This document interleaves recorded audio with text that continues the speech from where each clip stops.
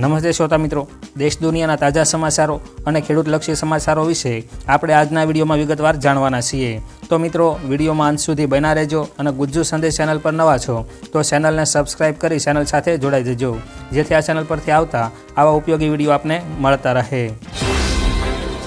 તો મિત્રો, સમાચારની શરૂઆતમાં જાણીએ કેવું રહેશે આ અઠવાડિયે હવામાન। તો મિત્રો, ગુજરાતમાં માર્ચ અને એપ્રિલ જેવી ગરમી ફેબ્રુઆરીના અંતમાં શરૂ થઈ ગઈ હોય તેવા અણસાર છે। રાજ્યમાં ગરમીનો પારો સતત વધી રહ્યો છે। ઉપરાંત 25 થી 28 ફેબ્રુઆરી સુધી આગ દજાડે તેવી ગરમી પડવાની શક્યતા છે। ઉપરાંત અમુક જિલ્લામાં એલર્ટ પણ આપવામાં આવ્યું છે। ભારતીય હવામાન વિભાગની આગાહી અનુસાર મહત્તમ તાપમાન 35 ડિગ્રી રહેશે, જો કે સમય જતાં આ ડિગ્રીમાં 2 થી 3 ડિગ્રીનો વધારો થશે। ત્યારબાદ જાણીએ મિત્રો, દરિયાકાંઠાના વિસ્તારોમાં યલો એલર્ટ। આ વિશે વિગતવાર જાણીએ તો ફેબ્રુઆરી મહિનામાં ગુજરાતવાસીઓને એપ્રિલ જેવી કાળઝાળ ગરમીનો અનુભવ થઈ રહ્યો છે, ત્યારે હજુ પણ આગામી 7 દિવસ વાતાવરણ યથાવત રહેવાની શક્યતા છે। હવામાન વિભાગ દ્વારા સૌરાષ્ટ્ર, કચ્છ અને દક્ષિણ ગુજરાતના દરિયાકાંઠાના વિસ્તારોમાં ગરમી અને બફારા સાથે યલો એલર્ટ જાહેર કરવામાં આવ્યું છે। ત્યારબાદ જાણીએ મિત્રો, રાજ્યના ખેડૂતો માટે સારા સમાચાર। આ સમાચાર અંગે વિગતવાર જાણીએ તો રાજ્યના ખેડૂતો માટે સારા સમાચાર છે। રાજ્યમાં પ્રાઇસ સપોર્ટ સ્કીમ હેઠળ તુવેરની ટેકાના ભાવે ખરીદીનો આજથી શુભારંભ કરવામાં આવ્યો છે। રાજ્યના 202 સૂચિત કેન્દ્રો પરથી અંદાજે 2.06 લાખ મેટ્રિક ટન જથ્થાની 1.10 લાખથી વધુ ખેડૂતો પાસેથી ખરીદી કરવામાં આવશે। છેલ્લા 5 વર્ષમાં પીએસએસ હેઠળ રાજ્યમાં 16 લાખ લાભાર્થી ખેડૂતો પાસેથી ટેકાના ભાવે વિવિધ જણસીઓની રૂપિયા 16,000 કરોડથી વધુની ખરીદી કરવામાં આવી છે। ત્યારબાદ જાણીએ આ સરકારી યોજનાથી અમીર બન્યા ગુજરાતના ખેડૂતો। આ વિશે વિગતવાર જાણીએ તો 2019માં વડાપ્રધાને અન્નદાતા એટલે કે ખેડૂતોના સશક્તિકરણ માટે એક ક્રાંતિકારી નિર્ણય લીધો અને પ્રધાનમંત્રી કિસાન સન્માન નિધિ યોજના શરૂ કરી, જે હેઠળ દેશના નાના ખેડૂતોના બેંક ખાતામાં વાર્ષિક 6,000ની નાણાકીય સહાય આપવામાં આવી રહી છે।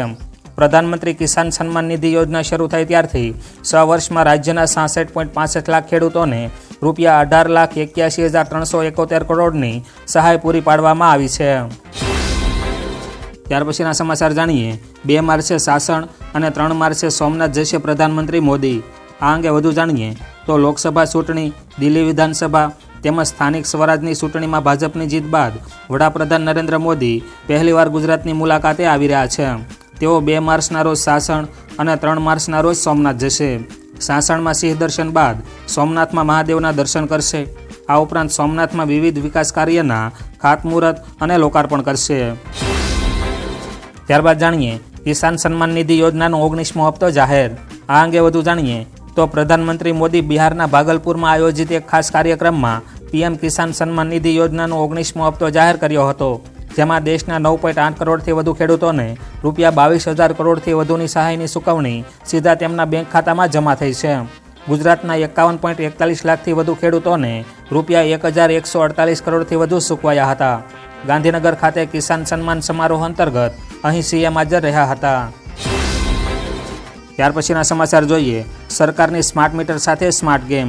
આ અંગે વિગતવાર જાણીએ તો રાજ્ય સરકાર દ્વારા ગુજરાતમાં સ્માર્ટ મીટર લગાડવાની પ્રક્રિયા હાથ ધરવામાં આવી છે।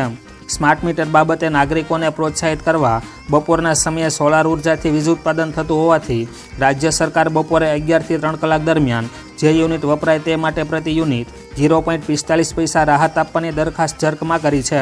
સવારે અને રાત્રે વીજળી મોંઘી કરવામાં આવશે। અત્યાર સુધીમાં 6 લાખ જેટલા સ્માર્ટ મીટર લગાડવામાં આવ્યા છે। ત્યાર પછીના સમાચાર જાણીએ પાન મસાલાને એડ કરવા બદલ આ સેલેબ્સને લીગલ નોટિસ। આ વિશે વધુ જાણીએ તો બોલિવૂડના સુપરસ્ટાર શાહરૂખ ખાન, અજય દેવગન અને ટાઈગર શ્રોફને બોલો જુબા કેસરી પાન મસાલાની વિજ્ઞાપન કરવી ભારે પડી છે। હાલમાં જ રાજસ્થાનના કોટામાં એક સામાજિક કાર્યકર્તાએ ત્રણેય એક્ટર વિરુદ્ધ કન્ઝ્યુમર કોર્ટમાં ફરિયાદ કરી દીધી છે। ફરિયાદમાં કહેવાયું છે કે બોલો જુબા કેસરીમાં આ એક્ટર કેસરયુક્ત પાન મસાલાનો પ્રસાર કરીને યુવાનોને ગુમરાહ કરી રહ્યા છે।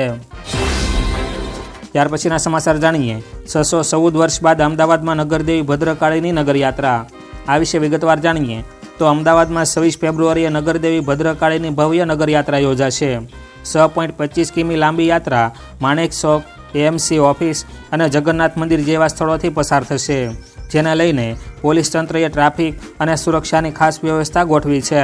હાથી ઘોડા, અખાડા અને ટેબલો આ યાત્રાને ભવ્ય બનાવશે। સીએમ ભૂપેન્દ્ર પટેલ રથને પ્રસ્થાન કરાવશે તો પ્રધાનમંત્રી મોદી અને અમિત શાહ પણ આ યાત્રામાં જોડાય તેવી શક્યતા છે. ત્યારબાદ જાણીએ જીરાના કારણે ખેડૂતોને રોવાનો વારો. આ અંગે વધુ જાણીએ તો ગુજરાતમાં જીરાની ખેતી કરનારા ખેડૂતોને રોવાનો વારો આવ્યો છે. માર્કેટમાં જ્યારે જીરાને વેચવાનો સમય આવ્યો ત્યારે તેનો ભાવ ઘટી ગયો છે, જેને લઈ ખેડૂતોને મોટું નુકસાન થયું છે. મળતા અહેવાલ પ્રમાણે ગત વર્ષે આ જીરું 12,000 રૂપિયાના ભાવે વેચાયું હતું. તેનો ભાવ હવે ઘટીને 3,000 રૂપિયાથી લઈને 3,500 થઈ ગયો છે. ખેડૂતો મુજબ મળતા ઓછા ભાવના સામે સરકાર દ્વારા જીરુંની નિકાસ કરવામાં આવે તો ભાવ વધી શકે છે. ત્યારબાદ જાણીએ આ તારીખથી શરૂ થશે ચારધામ યાત્રા. આ અંગે વિગતવાર જાણીએ તો ઉત્તરાખંડમાં ચારધામ યાત્રા બદ્રીનાથ, કેદારનાથ, ગંગોત્રી અને યમનોત્રીની યાત્રા આ વર્ષે 30 એપ્રિલથી શરૂ થઈ રહી છે. ચારધામ યાત્રા માટે રજિસ્ટ્રેશન પણ 11 માર્ચથી શરૂ થઈ જશે. આ વખતે યાત્રાનું રજિસ્ટ્રેશન પ્રક્રિયાને આધાર કાર્ડ સાથે જોડવાની તૈયારી ચાલી રહી છે. આ જ ક્રમમાં માહિતી ખાતા દ્વારા આધાર કાર્ડને આ પ્રક્રિયા સાથે જોડવાની પ્રક્રિયા માટે પ્રસ્તાવ મોકલ્યો છે. ત્યાર પછીના સમાચાર જાણીએ આતિશીને દિલ્હી વિધાનસભામાંથી બહાર કાઢ્યા.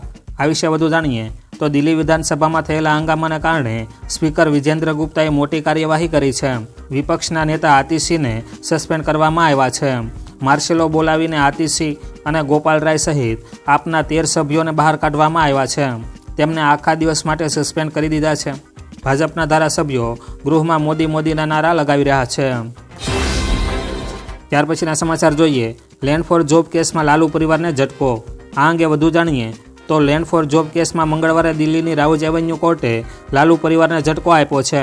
સીબીઆઈ દ્વારા દાખલ કરાયેલી અંતિમ ચાર્જશીટની નોંધ લેતા કોર્ટે લાલુ યાદવ, તેમના પુત્ર અને પુત્રી સહિત તમામ આરોપીઓને સમન્સ મોકલ્યા છે. કોર્ટે લાલુ યાદવ, તેજ પ્રતાપ અને હેમા યાદવને 11 માર્ચે હાજર થવાનો આદેશ આપ્યો છે. આ કેસમાં સીબીઆઈએ લાલુ યાદવ અને અન્ય 78 લોકો વિરુદ્ધ ચાર્જશીટ દાખલ કરી છે. ત્યારબાદ જાણીએ આજથી અહીં વીઆઈપી દર્શન પર પ્રતિબંધ. આ અંગે વધુ જાણીએ તો મહાકુંભ પછી મહાશિવરાત્રિ નિમિત્તે વારાણસીના કાશી વિશ્વનાથ મંદિરમાં ભારે ભીડ થવાની છે, જેને ધ્યાનમાં રાખીને આજથી 27 ફેબ્રુઆરી સુધી મંદિરમાં વીઆઈપી દર્શન પર પ્રતિબંધ મૂક્યો છે. અહીં 15 લાખથી વધુ શ્રદ્ધાળુઓ આવવાની અપેક્ષા છે. ભક્તો માટે ફક્ત ઝાંખીના દર્શનની વ્યવસ્થા રહેશે. મંદિરના ગર્ભગૃહમાં કોઈપણને પ્રવેશવાની મંજૂરી મળશે નહીં. ધામમાં વૃદ્ધો અને અપંગો માટે વ્હીલચેરની પણ વ્યવસ્થા કરવામાં આવશે. ત્યાર પછીના સમાચાર જાણીએ મેગા ડિમોલેશન, શહેજાદ ખાન પઠાણનું નિવેદન. આ અંગે વધુ જાણીએ તો અમદાવાદ મનપા દ્વારા ગોમતીપુર વિસ્તારમાં ગેરકાયદે 45 જેટલા રહેણાંક મકાનો, 115 કોમર્શિયલ દુકાનો અને 10 ધાર્મિક બાંધકામોને દૂર કરવામાં આવ્યા હતા. ત્યારબાદ કોંગ્રેસના આગેવાનો અને વિપક્ષના નેતા શહેજાદ ખાન પઠાણે ગોમતીપુર વિસ્તારની મુલાકાત લીધી હતી.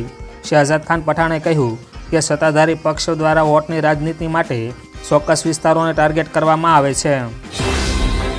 ત્યારબાદ જાણીએ પાકિસ્તાન મંદિરો પર ખર્ચ કરશે 1 અબજ. આ અંગે વિગતવાર જાણીએ તો પાકિસ્તાન સરકારે દેશમાં મંદિરો અને ગુરુદ્વારાઓના નવીનીકરણ અને સુંદરતા માટે એક મોટો માસ્ટર પ્લાન શરૂ કર્યો છે. આ યોજના હેઠળ આ ધાર્મિક સ્થળોને 1 અબજ પાકિસ્તાની રૂપિયાના ખર્ચે શણગારવામાં આવશે અને નવીનીકરણ કરવામાં આવશે.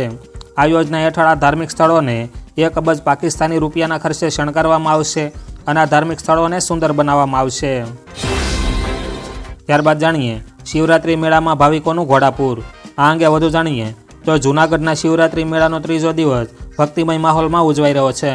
અત્યાર સુધીમાં 2.50 લાખથી વધુ ભાવિકોએ મેળાની મુલાકાત લીધી છે.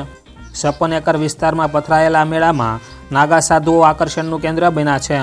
ભાવિકોના મતે શિવરાત્રિનો મેળો એક એવો અનોખો મેળો છે જ્યાં 1 પણ રૂપિયાનો ખર્ચ કર્યા વિના શિવ અને જીવનું મિલન થાય છે. શંકરાચાર્યની પરંપરા મુજબ મેળામાં ધૂણી અને ભભૂતનું વિશેષ મહત્વ છે. ત્યારબાદ જાણીએ ઉનાળા પહેલાં જ ગરમી, દક્ષિણ ગુજરાતમાં યલો એલર્ટ.